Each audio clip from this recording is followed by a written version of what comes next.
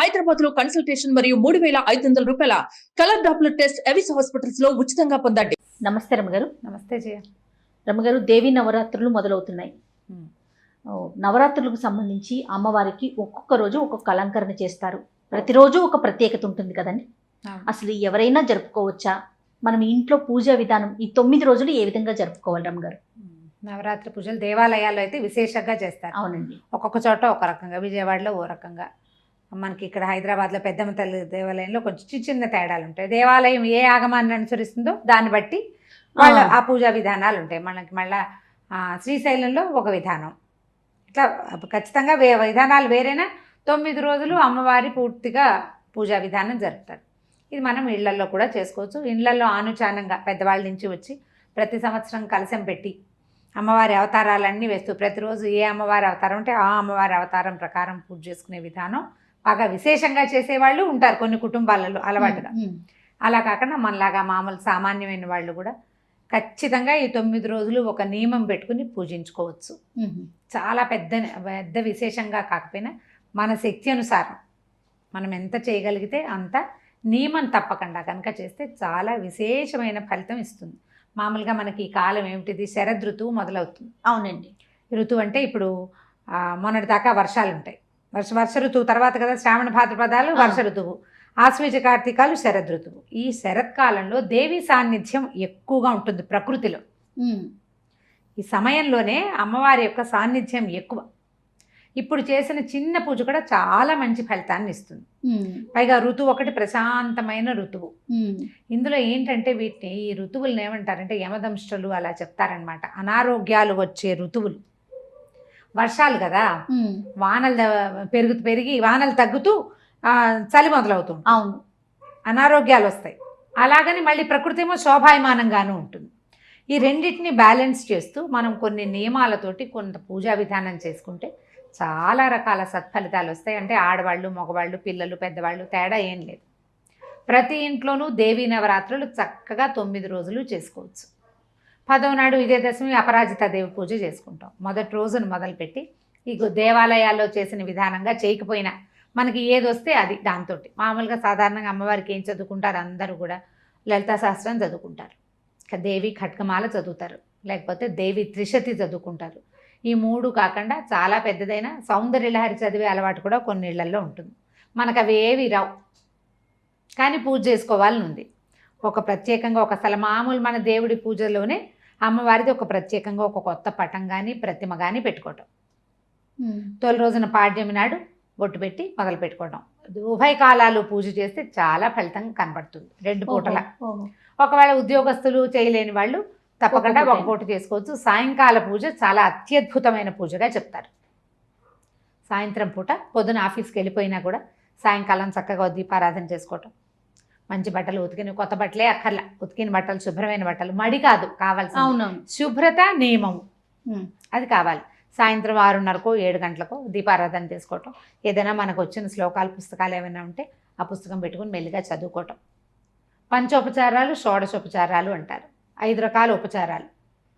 5 అయినా సరే, ధూపము, దీపము, పుష్పము, గంధము, నైవేద్యం.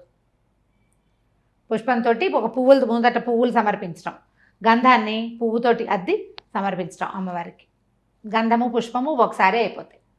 దీపం పెడతాము, ధూపం వేస్తాము. దీపం, ధూపం అయినాయి, 3 అయినాయి. తర్వాతది నైవేద్యం.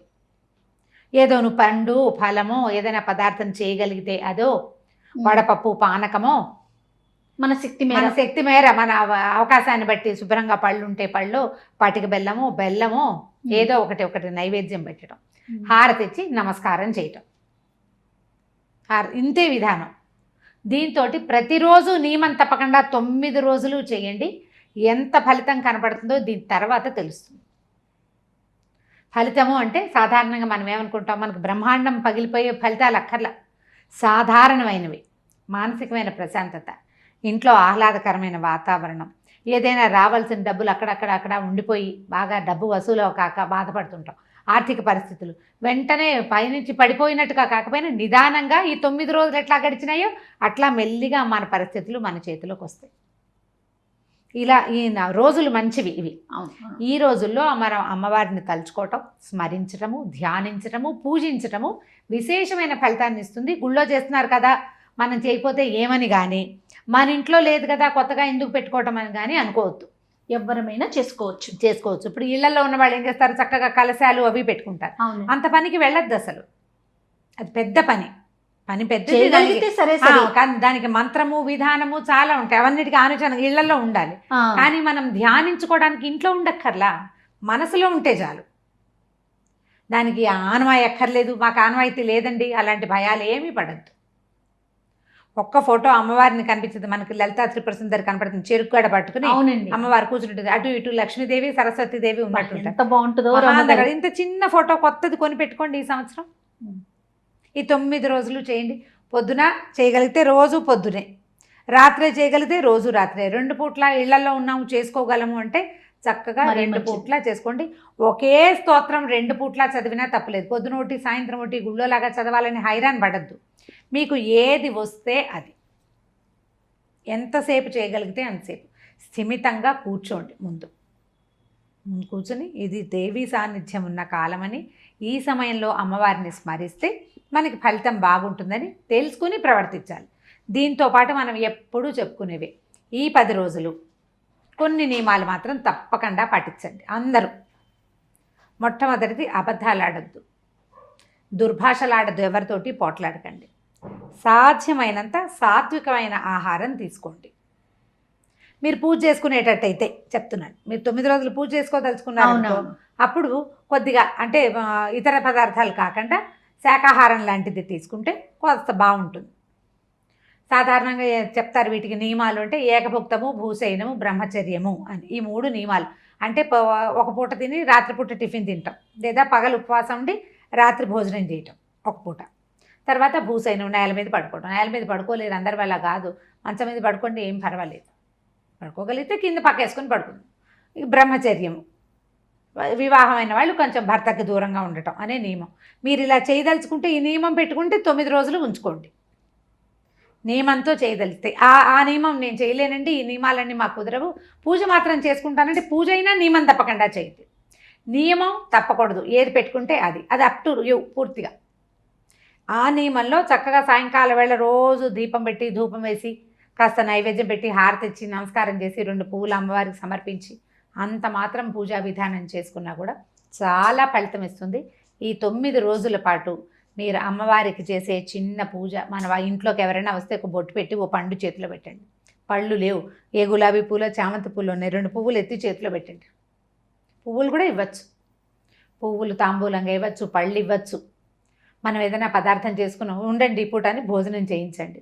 మనం ఇట్లా ఇవన్నీ కూడా నియమాలే. రోజు ఒకళ్ళకి భోజనం పెట్టడం, రోజు తాంబూలం ఇవ్వటం, ఇట్లా ఏదైనా పెట్టుకోవచ్చు. ఏవి పెట్టుకోలేకపోయినా ఏం పర్వాలా, మీరు మొదలుపెట్టిన పూజ నియమం ఏది ఉందో ఆ ఒకటి పూర్తిగా కంప్లీట్ చేయండి. ఎవరన్నా వచ్చారు ఒకళ్ళు, వచ్చిన రోజున బొట్టు పెట్టి తాంబూలం ఇవ్వండి. దీంతోపాటు ఇంకొక నియమం కూడా పెట్టుకోవచ్చు, నిత్యము దేవాలయ దర్శనం. 9 రోజులు దేవాలయ దర్శనం కూడా చేసుకోవచ్చు. నవరాత్రి పూజల్లో అదొక విధానం.